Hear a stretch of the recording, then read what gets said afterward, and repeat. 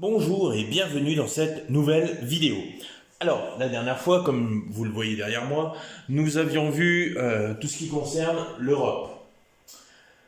Donc on a vu l'Union Européenne, ensuite on était passé à Schengen, oui on avait vu les limites, ça on l'avait fait. Oui, après on avait vu cette histoire de forteresse Europe. Donc on avait vu le mur de la Hongrie, comme on peut le constater, alors attendez, là, justement. Ensuite, on avait vu qu'il y a des disparités au sein de l'Union Européenne, donc une partie riche, ici, notamment là au bout, vous avez tout l'espace rhénan, donc au bord du Rhin, où il y a toutes les richesses. Et ici, donc, vous avez la Pologne, la Roumanie et tutti quanti, qui sont dans des situations assez précaires. Et donc aujourd'hui, nous allons voir la PAC.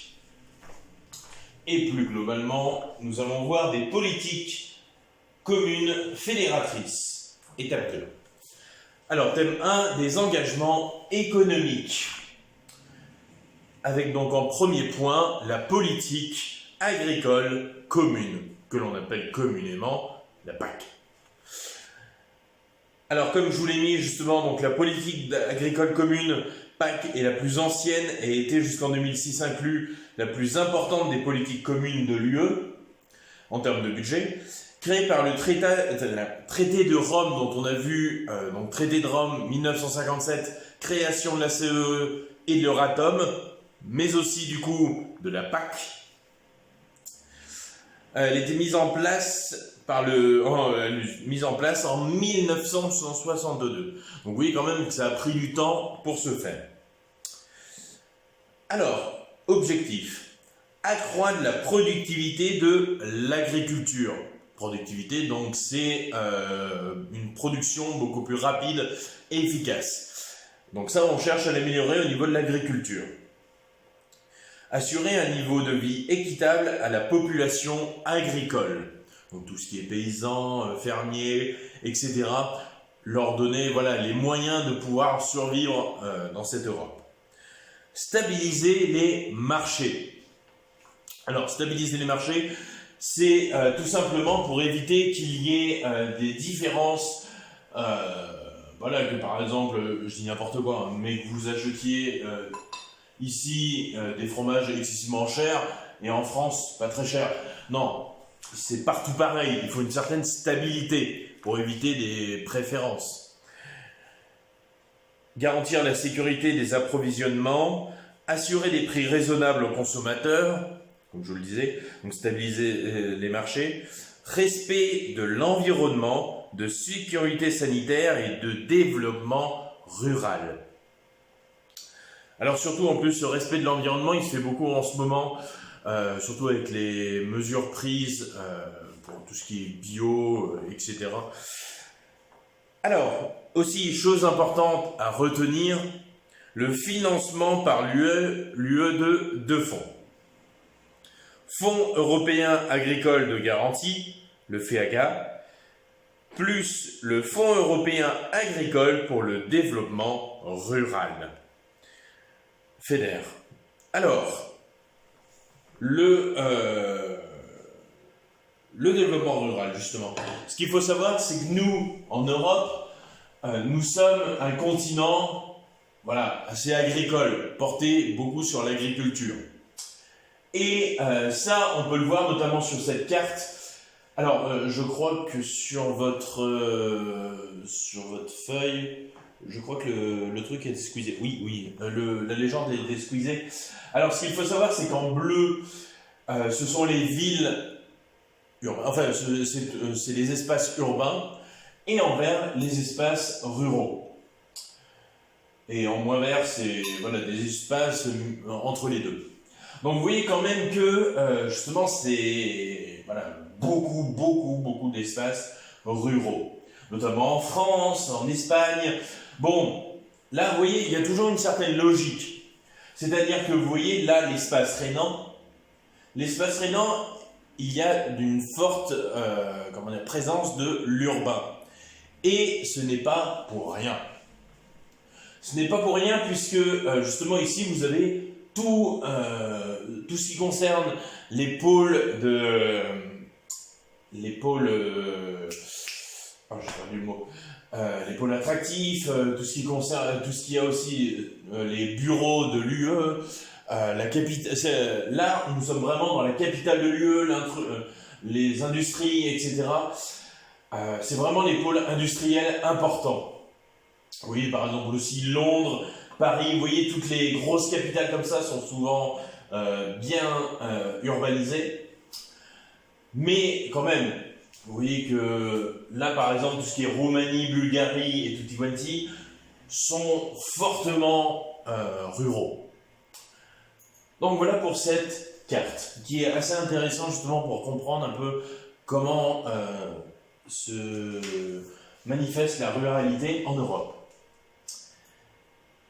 Alors, comment la formule « la PAC prête pour l'avenir » est-elle illustrée? Donc en plus, pour répondre, vous avez l'image de ce type avec son ordi. Donc 50 ans de politique agricole commune, prête pour l'avenir, c'est ce que vous avez tout en haut là, justement. Donc comment est-ce que cette formule, est-ce qu'elle s'illustre? Comment est-ce que, voilà, sur la fiche, qu'est-ce qu'on peut voir? Tout simplement, en fait, c'est ce que je vous demande. Qu'est-ce qu'on peut voir sur cette fiche? Qu'est-ce qui nous renseigne sur ce qu'est la PAC? Donc je vous laisse réfléchir. Et vous pouvez écrire: elle connaît des réformes continues depuis le début des années 1990, virgule, et aujourd'hui, virgule, la PAC est, entre guillemets, prête pour l'avenir, fermez les guillemets, point.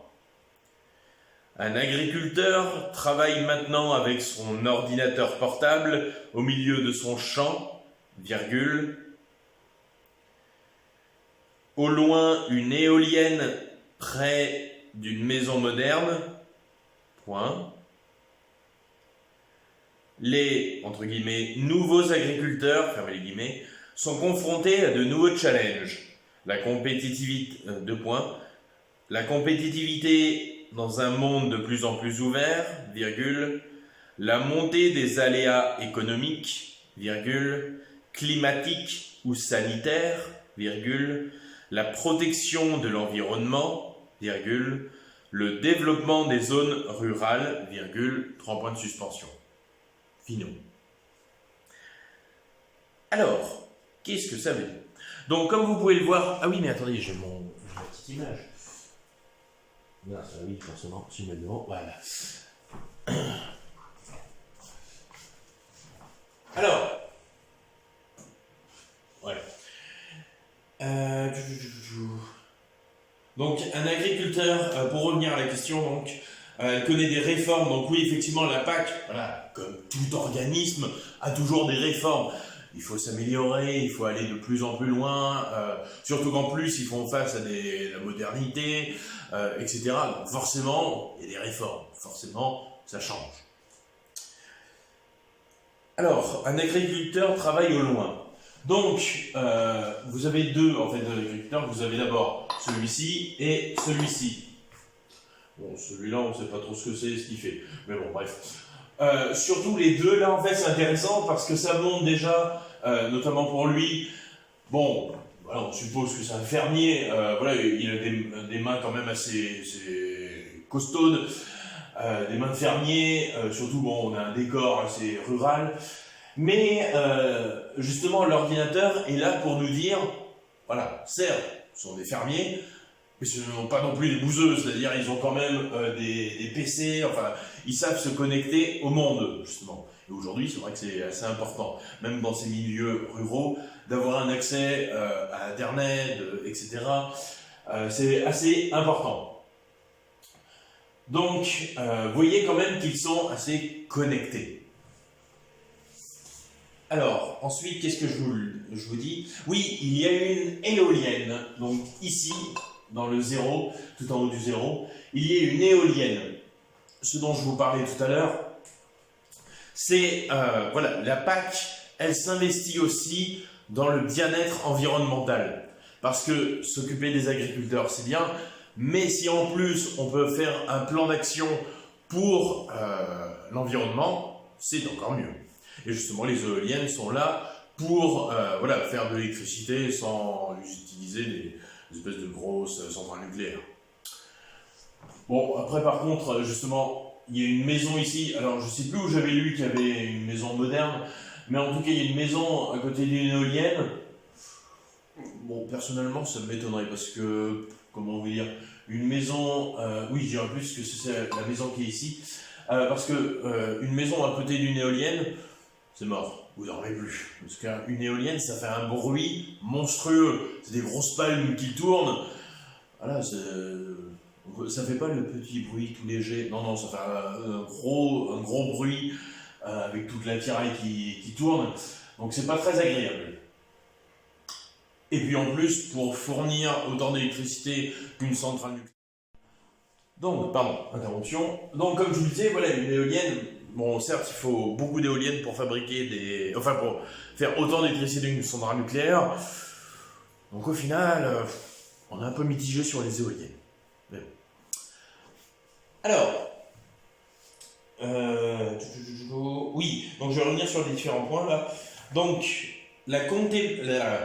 donc sont confrontés à de nouveaux challenges pour de nouveaux agriculteurs, la compétitivité dans un monde de plus en plus ouvert.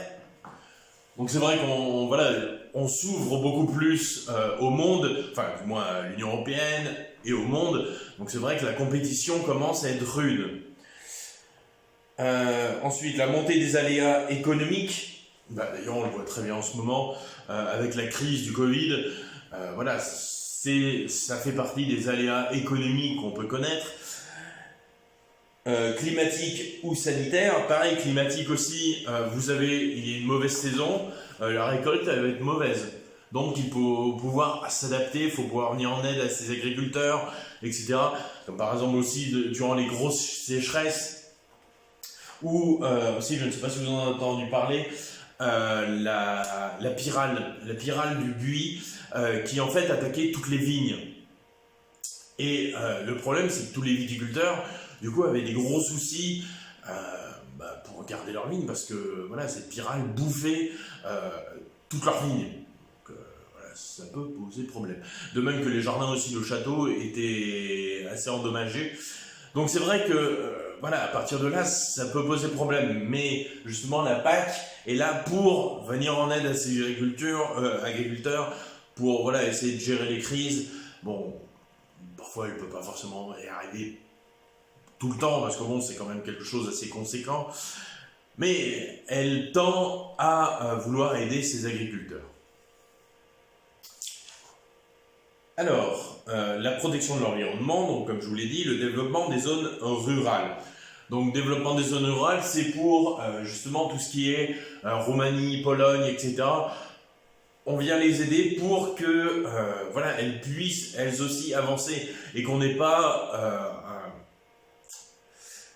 j'ai perdu mon expression, mais justement qu'on n'ait pas deux niveaux. C'est-à-dire qu'on est la France avec une modernité et une agriculture super et efficace, et à côté la Pologne qui est encore avec des machines obsolètes et complètement vieilles et qui fournissent beaucoup moins. Donc vous voyez, là ça serait renforcer les inégalités. Eh bien la PAC, elle justement, elle va essayer de mettre tout le monde au même niveau. Et du coup, forcément, ça va augmenter la compétitivité. Parce qu'avant, par exemple, un Français bénéficiait de beaucoup plus d'avantages qu'un Polonais du fait de sa situation. Là, aujourd'hui, tout le monde est sur le même bateau, le même niveau. Tout le monde. Alors, donc voilà pour ce qui est de la PAC. Donc la PAC, c'est important de la retenir.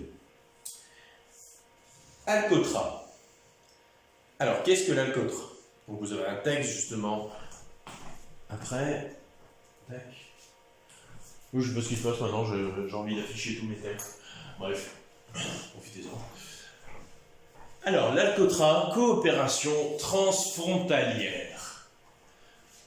L'Alpe latine, coopération transfrontalière 2007-2013, est le 4e programme entre l'Italie et la France.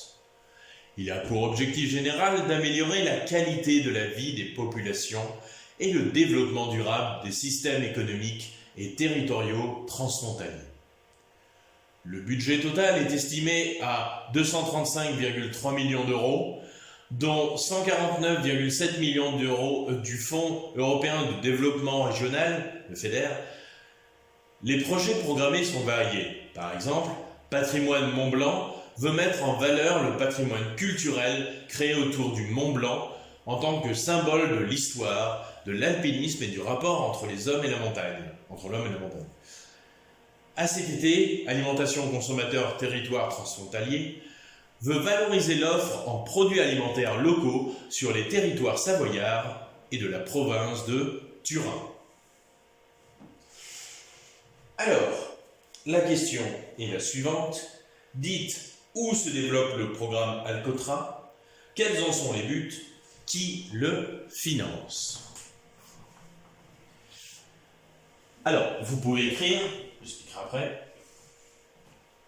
Le programme Alcotra se déroule dans les Alpes entre la France et l'Italie, dans la région du Mont Blanc.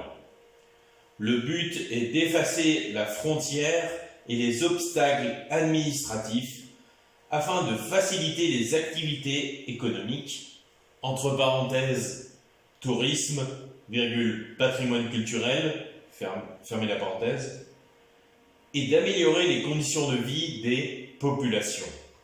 Point. L'UE finance cette coopération aux 2/3 par le biais du Fonds européen de développement régional. Donc vous voyez, quand même, l'UE dispatche pas mal de fonds. Justement, on a vu donc le Fonds européen agricole de garantie, Fonds européen agricole pour le développement rural. Là, vous avez le Fonds européen de développement régional. Vous voyez, l'UE, justement, va mettre en place plein de fonds, donc d'argent pour ces organismes. Alors, le programme Alcotra se déroule dans les Alpes entre la France et l'Italie, dans la région du Mont Blanc. Bon. Est-ce que j'ai une carte après? Non, pas du tout. Voilà. Donc, région du Mont Blanc, nous sommes ici, dans cette région-là, donc dans la région des Alpes, avec justement Turin au nord de l'Italie et toute la Savoie. Alors, le but est d'effacer la frontière et les obstacles administratifs. Alors, là, on avait vu justement avec Schengen. Donc, avec Schengen, on a vu que les barrières administratives, économiques, etc. disparaissaient. Et du coup, donnaient une sorte de territoire européen plus qu'un assemblage de plusieurs pays. Et là, en fait, c'est exactement ce qui se passe. C'est pour ça qu'en fait, ce texte, à la base, je comptais vous le mettre au début, pour montrer voilà, ce que Schengen fait. Finalement, je me suis dit que ce serait mieux de le mettre dans les groupes, les politiques communes. Donc, Alcotra, le but est d'effacer la frontière, comme je l'ai dit, et d'améliorer les conditions de vie des populations. Parce que c'est vrai que vivre dans ce genre d'environnement montagnard, montagneux, ce n'est pas forcément évident. Et du coup, voilà, il y a des aides qui sont mises en place. Et l'UE, comme je vous l'ai dit, donc, finance par le Fonds européen de développement régional. Donc voilà, grosso modo, ce qui est l'Alcotra. Donc là, je vous ai présenté justement deux politiques, deux engagements économiques, mais des politiques communes fédératrices, il y en a beaucoup d'autres. Là, on a vu d'un point de vue économique. Et cela ne s'arrête pas là, puisque, bon, des programmes, vous en avez une foultitude. Et comme je vous l'ai mis en dessous, donc vous avez des programmes de coopération transfrontalière qui se font aussi hors de l'espace Schengen. En effet, justement, vous avez par exemple des rapports avec la Suisse, mais aussi la Norvège. Donc Suisse et Norvège qui sont hors UE et hors Schengen. Et non, ils sont dans l'espace Schengen. Mais ils sont hors UE. Mais après, vous avez des pays, vous voyez par exemple l'Angleterre, voilà, ils ont des rapports quand même, il y a eu des programmes, etc. Là, la Suisse et la Norvège, même s'ils sont hors de l'Union européenne, ils sont quand même, ils participent quand même à des programmes voilà, en lien avec l'Union européenne. Donc, vous voyez, il y a quand même une cohabitation entre les différents pays d'Europe, qu'ils soient dans l'Union européenne, dans Schengen, dans la zone euro, etc. On s'en fout. Vous voyez, on a vraiment cette optique de miser sur l'Europe. On est européen. Alors, voilà donc pour ces programmes. Donc tout d'abord, je vous ai présenté un aspect économique. Et maintenant, on va voir un autre aspect qui se trouve dans le ciel. Un grand projet européen. Donc là, on va faire plus une étude de cas. Est-ce que c'est... Non, c'est toujours pas ça. Voilà. Avec le projet Galiléo. Alors, le projet Galiléo, il se fait tout d'abord par cette image. Avec en dessous, oui, parce que si encore c'est à peu près lisible, mais bon, vous allez peut-être vous arracher les yeux. Ce qui est marqué en dessous, donc, en 2015, 10 satellites sur 30 sont désormais sur orbite. Le futur système européen de navigation pourrait fournir ses premiers services en 2016. Il vise à concurrencer le GPS américain. Alors, première question justement que vous avez derrière. Donc oui, pour une fois, vous avez la place de répondre. Ne vous y habituez pas trop. Donc 1. Préciser l'activité industrielle concernée par le projet Galiléo. En gros, en quoi ça consiste ce projet? Donc vous pouvez écrire Galiléo prévoit la construction de satellites positionnés autour de la Terre. Point. Ce projet concerne donc l'industrie aérospatiale et la recherche. Donc, Galiléo, on est vraiment sur un aspect satellitaire. C'est-à-dire, on cherche à construire des satellites pour les envoyer en orbite. En orbite, ça veut dire qu'ils tournent autour de la Terre. Et de façon à capter des données, notamment de géolocalisation. En somme, pour en faire des GPS, quoi. Donc Galiléo, ils veulent créer un GPS. Bon, on va voir que c'est pas que un GPS, et voilà, ça va même un peu plus loin. Mais je vais d'abord vous présenter ce premier document pour vraiment vous mettre le contexte. Maintenant, donc, on va voir les autres documents. Donc là, je vais tous les faire d'un coup. Enfin, je vais tous les lire d'un coup, et après, on répondra à vos questions. Alors, entendra-t-on un jour de ton Galiléo pour te repérer, plutôt que de ton GPS? Même s'il met un peu de temps à s'installer dans le langage commun, le programme Galiléo de l'Union européenne a bien pour ambition de devenir un système de positionnement par satellite encore plus précis que le GPS américain. Et tandis que ce dernier dépend du Pentagone, Galiléo est civil. Le projet d'un système européen de navigation est acté en 2001. Acté, ça veut dire que voilà, il prend acte, il prend forme.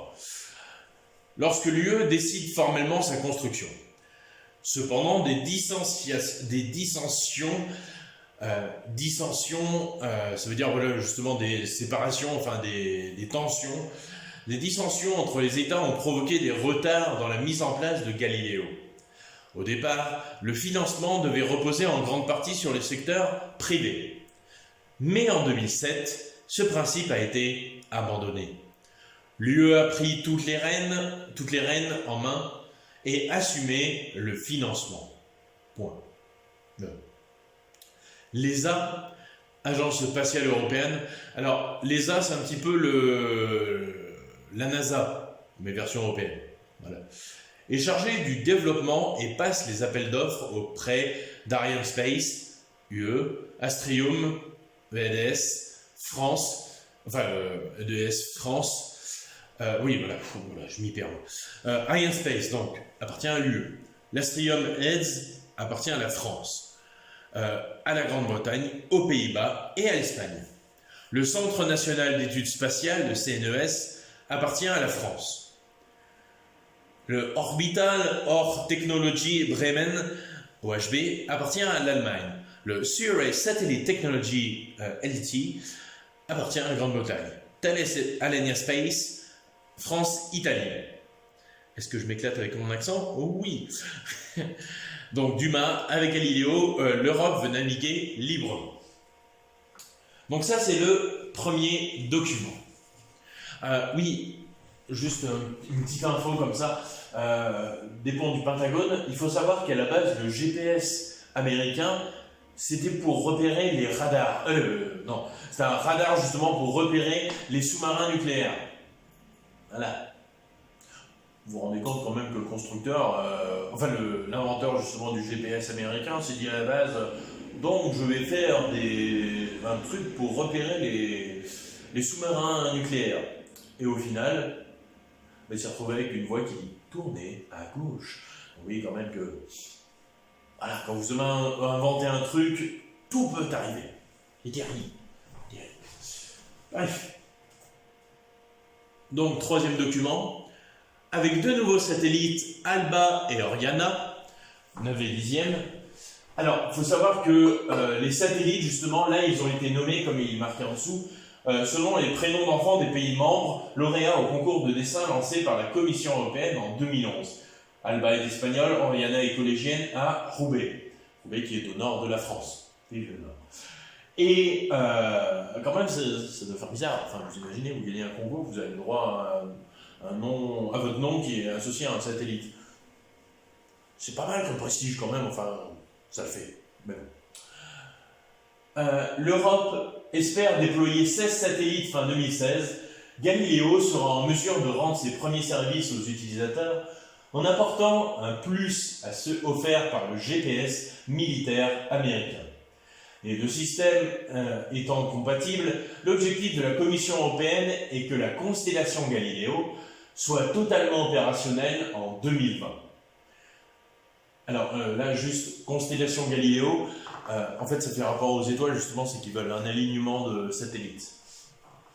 La transmission de données par satellite s'applique déjà à la téléphonie, à la télévision, à l'aviation, au transport maritime, mais Galileo améliorera nettement ses services. Il aidera les opérations de recherche et de sauvetage des pompiers, de la police, des sauveteurs en mer et en montagne. Il facilitera la gestion des terres agricoles, la surveillance du développement urbain, mais aussi le guidage des personnes. Pascal Mollard, chez Nebois, en septembre 2015. 2015, ça commence quand même à dater. Et oui, ça fait quand même 5 ans. Donc, voilà pour ce qui est de ce troisième document. Ensuite, vous avez une image.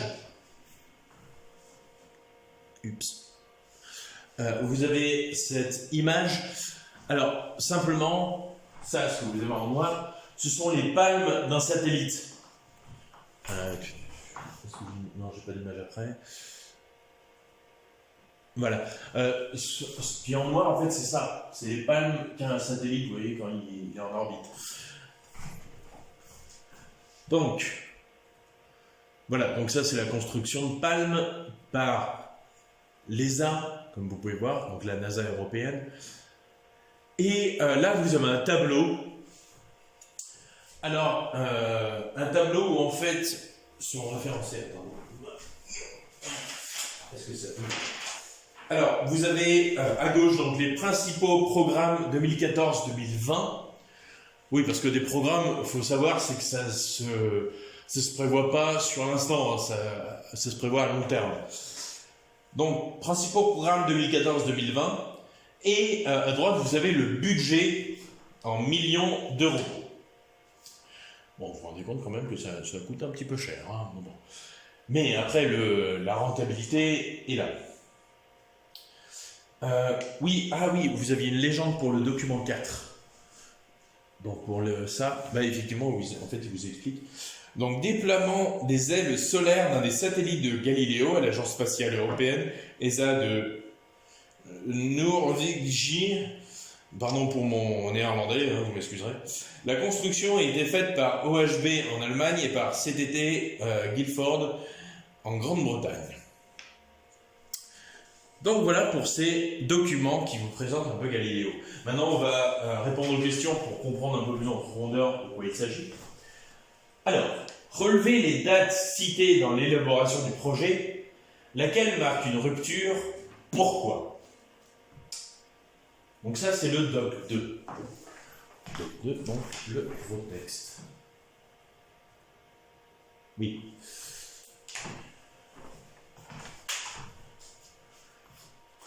Alors, vous pouvez écrire 2007 est l'année de l'échec du partenariat public-privé. Point. L'abandon du projet de financement a marqué une rupture et Galiléo est devenu un grand projet européen. Point. En 2008, de 2008 à 2014, l'Union européenne et l'Agence spatiale européenne, ESA, s'engagent à construire Galiléo. Donc en 2014, c'est construit, et après, voilà. C'est pour ça que justement, voilà, en fait, c'est l'historique. 2007, justement, donc il y a cette scission. En 2008, donc, l'Union européenne et l'ESA prennent en main Galiléo. Ils commencent à la construire. Bon, vous me direz, il faut 4-6, il faut 6 ans. Mais c'est à peu près le temps qu'il faut pour reconstruire quelque chose d'aussi monstrueux. Ça prend du temps. Et vous voyez, après, vous avez les programmes qui vont de 2014 à 2020. Voilà. Bon, après, ils ont prévu cette marge, mais ça peut encore aller plus loin. Mais voilà, on préfère prendre assez loin, mais pas trop loin non plus, parce qu'après, on ne sait pas ce qui va se passer après. Bon. Alors, voilà donc pour le document 2. Je crois qu'on a encore de utilité. Oui, dans le... oui. Alors, document 6. Donc, document 6, c'est le tableau. Voilà. Document 6. Évaluer le budget annuel alloué, donc donné, à Galiléo par rapport aux autres programmes prévus en 2014-2020. Est-il prioritaire? Justifiez votre réponse. Voilà. Ici, c'est bon. Voilà. Alors, j'insiste sur le justifier votre... C'est-à-dire que dans un contrôle, et attention, ça vaut aussi pour après, c'est-à-dire dans vos études. Bon, j'ai vu en esthétique et en commerce, vous n'aurez apparemment pas d'histoire géo-français. Bon, c'est bizarre, mais de ce que j'ai vu. Mais après, bon, tout le monde ne va pas faire un BTS commerce, et peut-être que des écoles en font, enfin, je ne sais pas. Mais il est important de toujours justifier une réponse. Par contre, vous aurez du droit, de l'économie et tout ça, et là, il faudra justifier. Donc, ce qui est important, c'est de prendre des données et vraiment de les mettre dans votre réponse. Donc, vous pouvez écrire.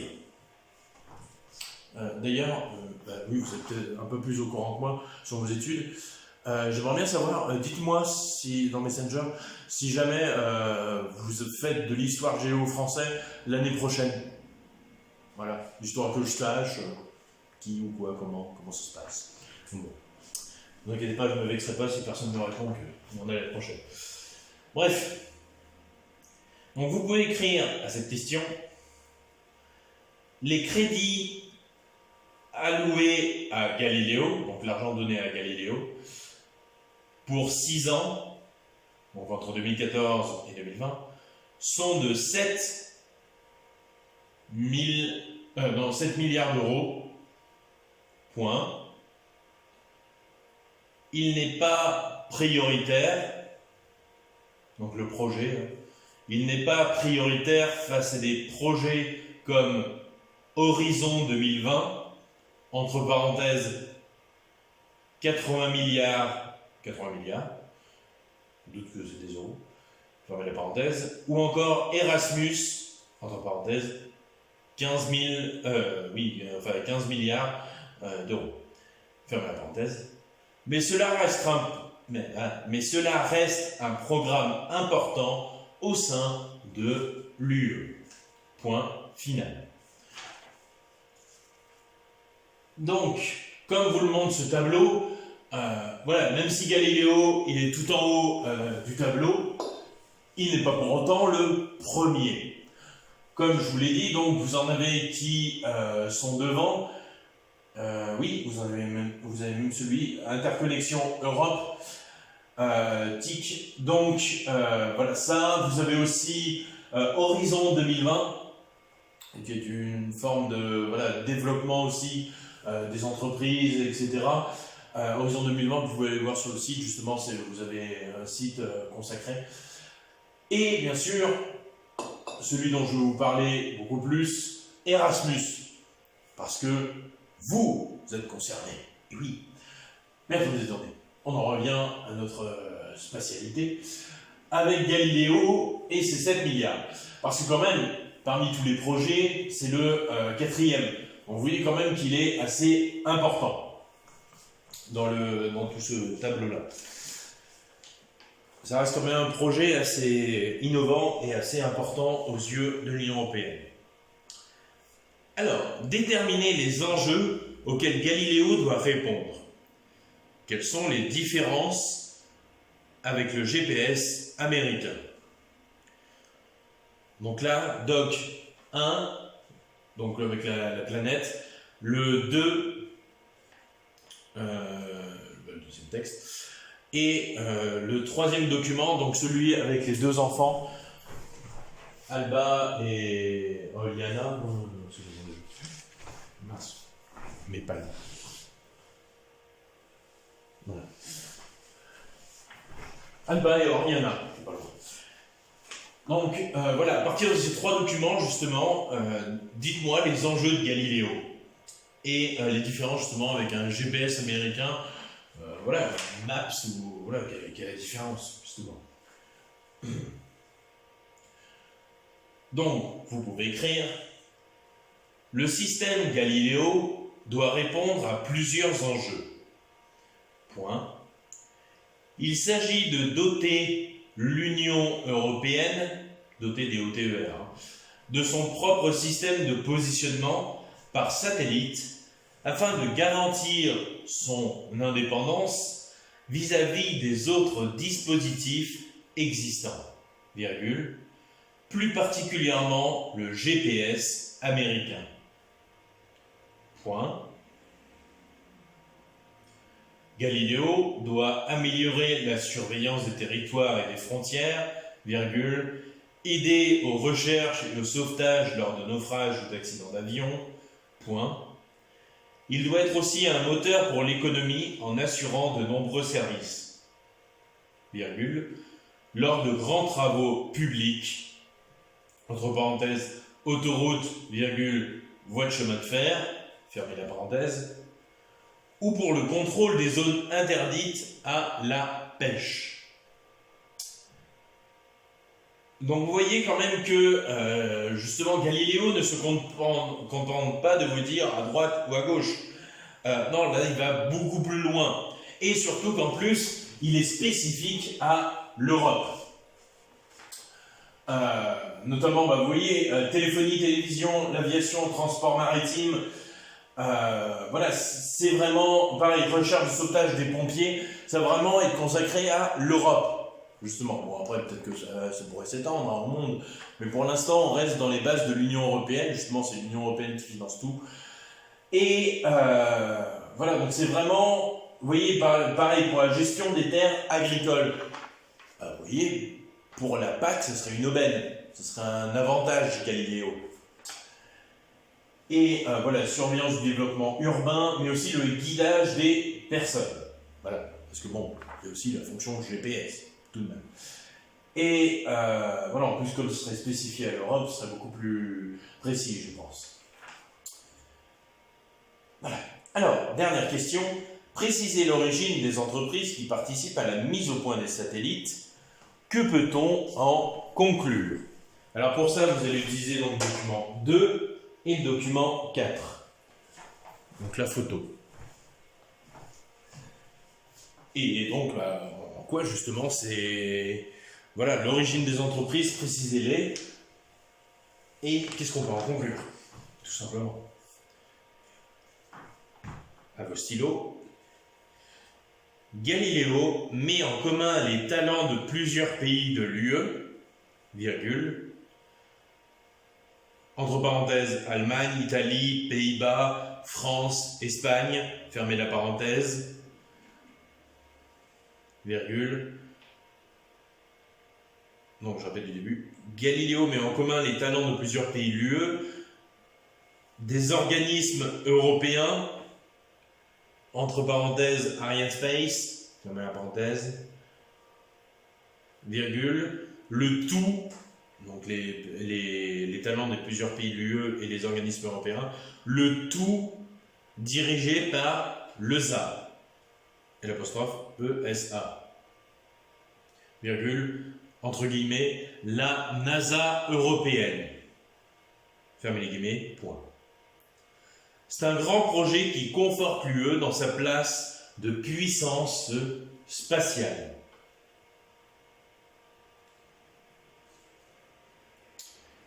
Donc vous voyez quand même que, bon, certes, aux États-Unis, ils ont la NASA, tout ça, voilà, on en entend souvent parler, les extraterrestres, tout ça, bref. Mais nous, quand même, en Europe, on a aussi l'ESA, donc qui est inscrit ici.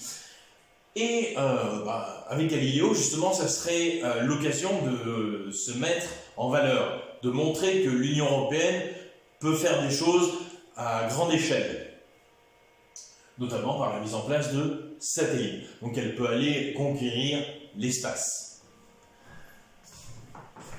Alors, voilà donc pour Galiléo. Donc il est important de retenir quand est-ce que ça a été créé et pourquoi. Surtout, voilà, c'est les deux choses importantes que je veux vous retenir. C'est l'historique, donc 2007, ensuite 2008-2014, donc construction, et 2014-2020, les projets de Galiléo, et du coup, en quoi ça consiste, Galiléo. Ça, c'est important à retenir. Alors, maintenant, nous allons passer quelque chose dont certaines d'entre vous ont participé, et que vous devez toutes connaître, à mon avis, c'est Erasmus. Alors, je vais parler de mes questions. Bon, du coup, certaines d'entre vous vont réentendre ce qu'on leur a peut-être dit sur Erasmus, mais ouais, un petit rappel, c'est rien, et vous avez peut-être appris des choses. Déjà, j'ai trouvé ce logo, et en fait, je trouve qu'il montre vraiment très bien l'image d'Erasmus. Pour introduire justement ce sujet-là, je vais vous faire un petit rappel. Rappelez-vous, au niveau économique, on avait vu que dans l'Union européenne, il y avait des disparités. On a vu que vous aviez l'Europe de l'Ouest qui était assez riche, notamment avec l'espace rhénan, et on a vu les pays de l'Est qui étaient pas très glorieux en termes d'économie. Et bien en termes culturels, c'est la même chose. Et en fait, Erasmus le montre bien. Pourquoi? Qu'est-ce que vous avez là? Vous avez Big Ben, qui d'ailleurs est toujours en construction. Big Ben, le Colisée, la Tour Eiffel, là vous avez Montmartre, Montmartre avec le Sacré-Cœur. Ici, je crois que c'est une statue du Luxembourg, je ne suis pas trop sûr. Et là, la Tour de Pise. Donc, Angleterre, Italie, Paris. Voilà. La Sagrada Familia, on s'en fout. Qu'est-ce qu'il y a d'autre? Le château de Bam en Pologne, on s'en fout. La Slovénie, on s'en fout aussi. Vous voyez, le problème, c'est que en fait, on insiste beaucoup sur les pays les plus importants, même si techniquement l'Espagne devrait y figurer, puisque elle fait partie quand même d'une forte influence dans le programme Erasmus. Alors, en termes de documents, vous avez un texte. Voilà. Ce texte. Alors, ce texte est le suivant. En 1987, oui quand même ça commence à dater, le programme Erasmus, programme d'échange d'étudiants, voyait le jour. 30 ans plus tard, il symbolise encore l'Europe qui réussit. Desiderius Erasmus Roterodamus, bon, si vous ne retenez pas la totalité de ses prénoms, je ne vous en voudrais pas. Donc 1466-1536. Plus connu sous le nom d'Erasme ou Erasmus, est un chanoine de Saint-Augustin. Alors, ce qu'il faut savoir sur les chanoines, c'est d'un côté, vous aviez les moines, donc eux qui restaient dans leur monastère à prier toute la sainte journée, et vous aviez les chanoines. Les chanoines, eux, c'était aussi des moines, mais qui étaient beaucoup plus spécifiques, qui étaient autour de l'église dans le village. Vous voyez, les moines dans leur monastère au loin, et les chanoines autour de l'église, et en fait, c'était tout simplement les professeurs de l'époque. Donc, Erasme était un professeur. Alors, notez-moi, Saint-Augustin, c'est aussi un philosophe et théologien hollandais et l'un des principaux humanistes de la Renaissance. Donc humaniste, c'est vraiment tourné autour de l'homme, les réflexions autour de l'homme. Pacifiste parce que chrétien, cosmopolite parce que catholique, c'est aussi l'un des premiers Européens tant il a pensé l'Europe au-delà des pays. Erasme était aussi un voyageur infatigable. Et c'est donc en son honneur que le programme d'échange européen, créé en 1987, porte son nom. Le programme Erasmus, c'est la possibilité pour un jeune d'étudier entre 3 et 12 mois dans un des 33 pays européens. 28 pays de l'Union européenne, plus l'Islande, le Liechtenstein, la Norvège, la Suisse, la Turquie et la Macédoine. Donc vous voyez, même les pays qui sont hors Europe, hors Union européenne, pardon, et même hors Europe pour la Turquie, entrent quand même dans cet Erasmus. Tout en ayant l'assurance que ces cours seront reconnus une fois revenu dans son pays d'origine et en bénéficiant d'une bourse qui lui permette de couvrir une partie de surcoût de ses études. 3 millions d'étudiants.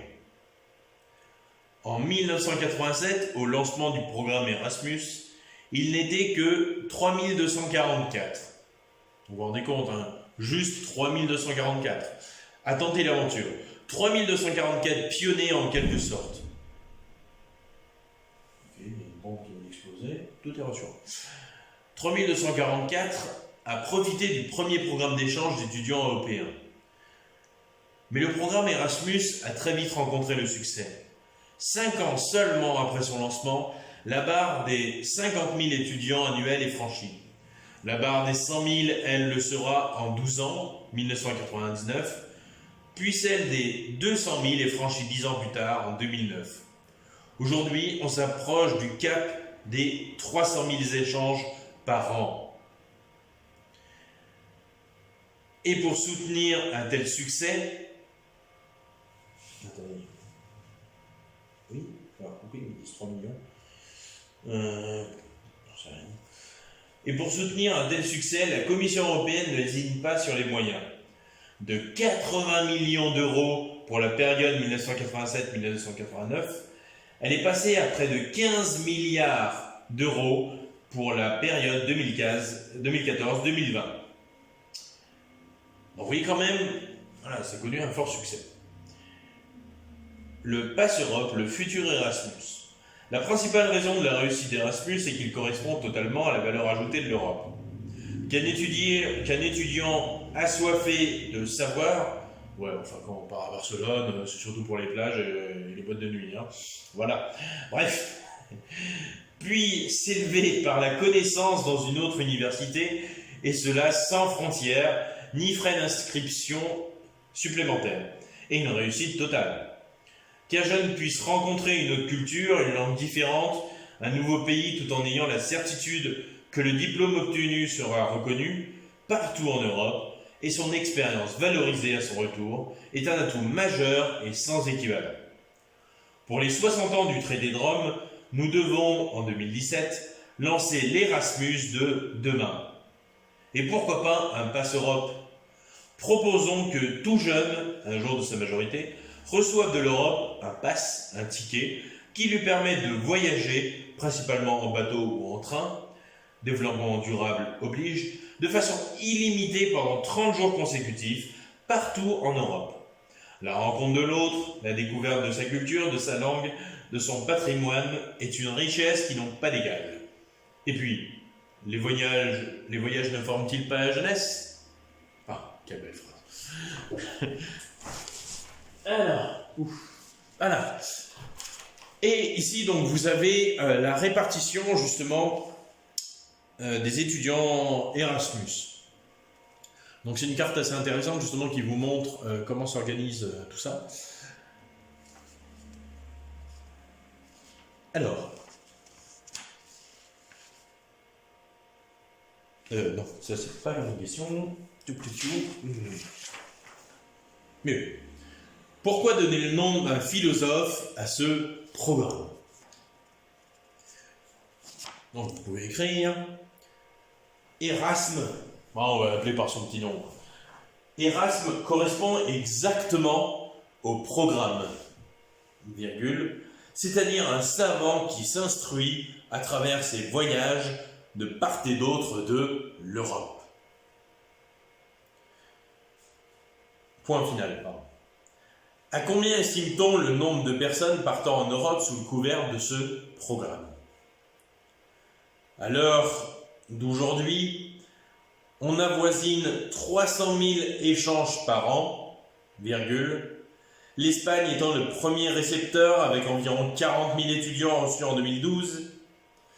La France, quant à elle, reçoit près de 30 000 points.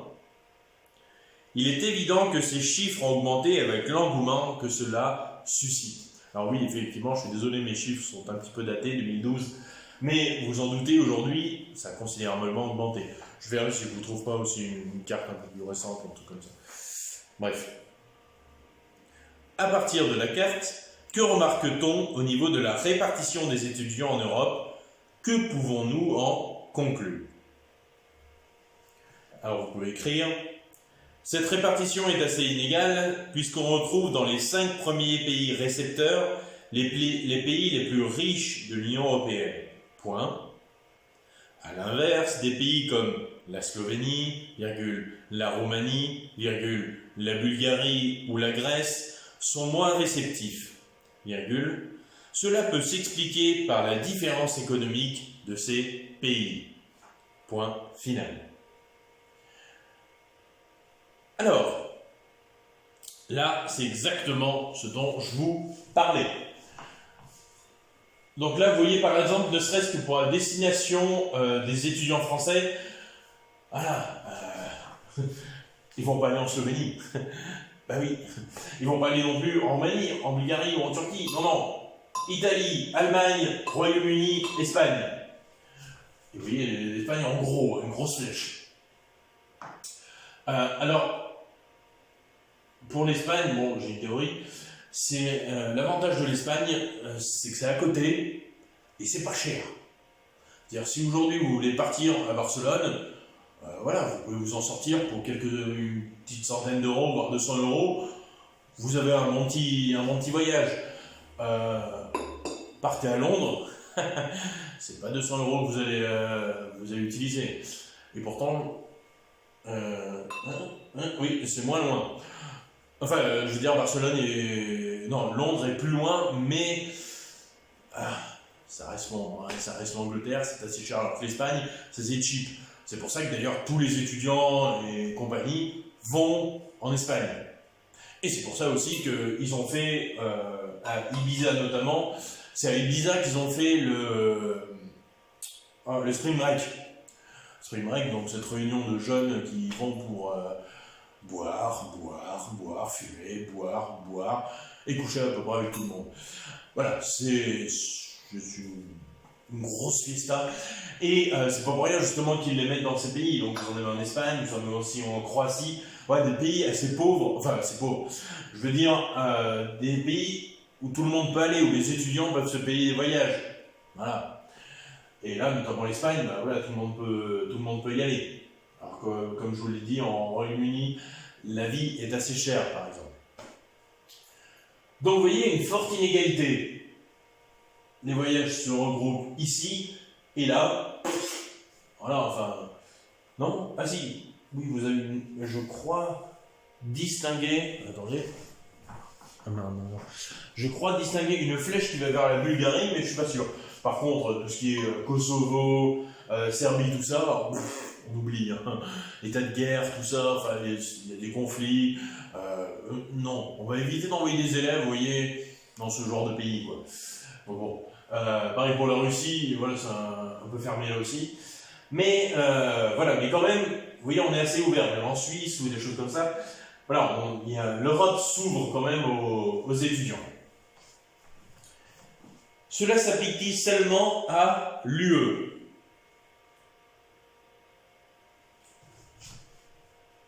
Donc vous pouvez écrire. Non, puisque des pays hors UE, H-O-R-S, hein, hors UE, participent à ce programme. Point. La Turquie, virgule, située à la frontière eurasienne, virgule, reçoit des étudiants d'Europe dans le cadre de l'Erasmus, point. Mais ce projet s'accompagne également de pays partenaires ainsi que des pays du monde entier.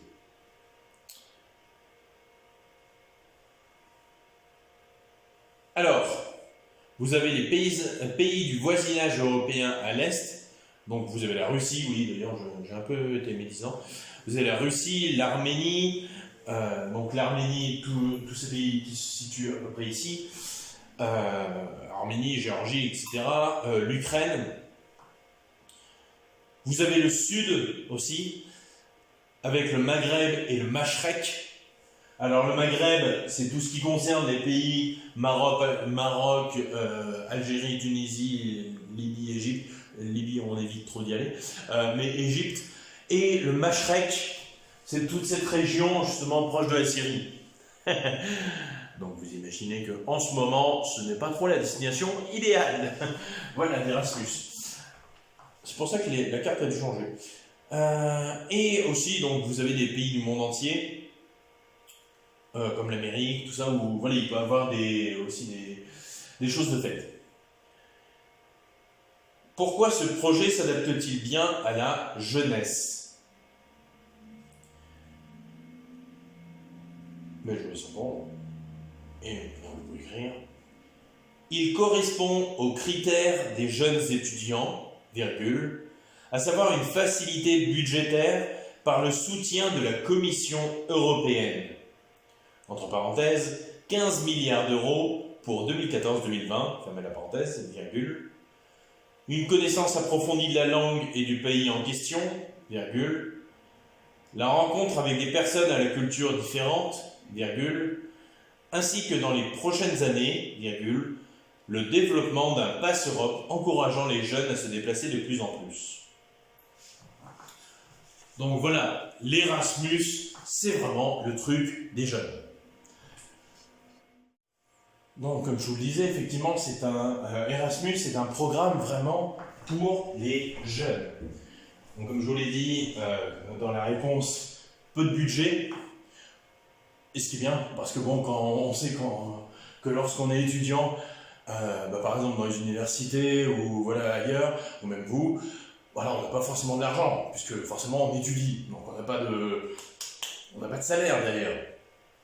Bon, certaines ont des bourses, etc. Mais pour la plupart, voilà, elles n'ont pas un salaire, n'ont pas de salaire. Donc forcément, ça devient dur les fins de mois, dirais-je. Donc et du coup, pour se payer un voyage, c'est vraiment secondaire. Alors qu'Erasmus, justement, a prévu ça. C'est dit justement, les étudiants sont pauvres, du coup on va les aider. C'est pour ça qu'ils ont mis en place le système d'Erasmus. Alors après, bien sûr, vous n'y allez pas en vacances sur la plage et tranquille. Non, quand même, vous devez travailler là-bas, vous devez suivre des cours. Enfin, certaines, justement, d'entre vous y sont allés, elles pourront vous raconter ce qui s'est passé. Mais moi aussi, j'ai des amis qui y sont partis. Bon, malheureusement, je n'ai pas pu le faire. Triste vie. Mais pour celles qui sont parties, je sais quand même que c'était vraiment bien organisé, que voilà, elles ont pu découvrir d'autres personnes, et pas forcément des pays du coin. Par exemple, j'ai une amie qui est partie en Espagne en Erasmus, elle a rencontré une Italienne, elle a rencontré une Allemande, voilà. Et de même, quand moi j'étais en résidence universitaire à Mermoz, j'ai eu plein aussi d'Erasmus qui venaient pour 6 mois. Du coup, j'ai rencontré voilà, des Polonais, j'ai rencontré des Allemands, des Anglais, des Italiennes. Voilà, on rencontre plein de monde et c'est très bien parce que voilà, ça vous permet un échange de culture et de pouvoir rencontrer les autres personnes. Et c'est très intéressant. Donc bon, par exemple, vous pouvez apprendre des mots en polonais, mais que vous allez oublier au bout de 2 mois parce que c'est une langue imprononçable. Ou découvrir la culture, par exemple, des Italiennes, voilà, des choses comme ça. Enfin, savoir la bonne recette de la carbonara. Mais vous voyez, plein de choses. Et en fait, c'est ça qui est bien pour les jeunes, c'est de faire une ouverture d'esprit en leur faisant rencontrer l'autre. Et je trouve que d'ailleurs ce Pass Europe, bon, je ne vais pas regarder plus que ça, mais apparemment ce serait une bonne solution. Je ne sais pas si c'était mis en place, parce que là mes documents sont un peu vieux, je ne sais pas si c'était mis en place, mais en tout cas c'est vrai que ça serait une bonne initiative pour chaque jeune. Parce qu'au-delà voilà, de partir pour travailler, pour suivre des cours, des choses comme ça, partir, ne serait-ce que partir pendant 30 jours à l'étranger, serait super. Parce que ça vous permettrait de rencontrer du pays, tout ça. Oui, bon, je vous vois déjà aller dans les bars, tout ça. Mais aussi, parce que par exemple, aller à Temple Bar à Dublin, bon, déjà, vous allez boire de la meilleure bière que de l'espèce de merde qu'ils vous vendent dans le supermarché. Et en plus, au niveau convivial, c'est complètement différent. C'est une culture complètement autre. Et voilà, bien plus joyeuse aussi. Bon, j'y suis jamais allé, mais de ce qu'on m'en a dit, voilà. Mais après, voilà, vous pouvez découvrir un petit peu à droite et à gauche la culture des gens. C'est assez intéressant, surtout pour les jeunes. Voilà, les jeunes, pour leur faire de ouverture d'esprit. Et c'est sur cette note positive que je vais terminer ce cours. Donc, finalement, je vais en rester sur la base d'un cours par semaine. Et voilà, donc le prochain cours sera justement sur la France en Europe. Et voilà. Alors, après, aux dernières infos, j'ai vu que là, à l'heure où je vous parle, donc on est quoi? On est lundi.